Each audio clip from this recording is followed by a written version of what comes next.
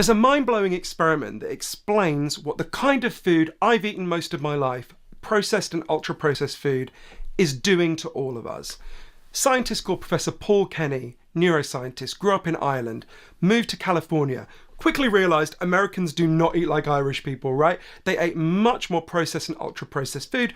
Within a year, he gained 30 pounds, and he started to feel like this food, like this American diet, wasn't just changing his body, it was changing his brain, it was changing what he wanted. So he designed an experiment, which I have nicknamed Cheesecake Park, to figure out what it does. It's very simple. He raised a load of rats in a cage, and all they had to eat was the kind of whole foods that rats evolved to eat over thousands of years. They were in pellet form, but it's kind of natural food.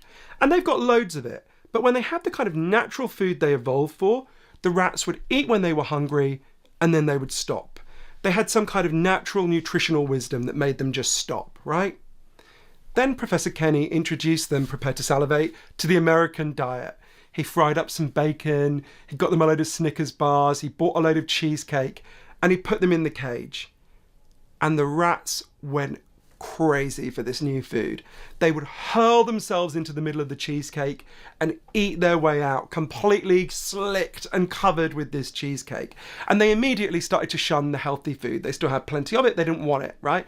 And they ate and ate and ate. All that nutritional wisdom that they had with the old kind of food they evolved for disappeared. The way Professor Kenny put it to me is within a few days, they were different animals, and they rapidly became obese. Then, Professor Kenny did something that to me as a lifelong junk food addict seems very cruel. He took away all that food, and he left them with nothing but the healthy food they'd grown up with. And he was pretty sure he knew what would happen, that they would eat more of the healthy food than they had in the past, and this would mean it would prove that that kind of food expands the number of calories you eat. But that's not what happened. Something much weirder happened. They just completely shunned the healthy food. It was like they no longer recognised it as food at all. They would rather starve than go back to eating in a healthy way once they'd had the cheesecake and all that exciting stuff. It was only when they were literally starving that they finally went back and ate it. What this shows, and there's loads of evidence in humans, is the food we're eating is profoundly undermining our ability to know when to stop. That's not your fault.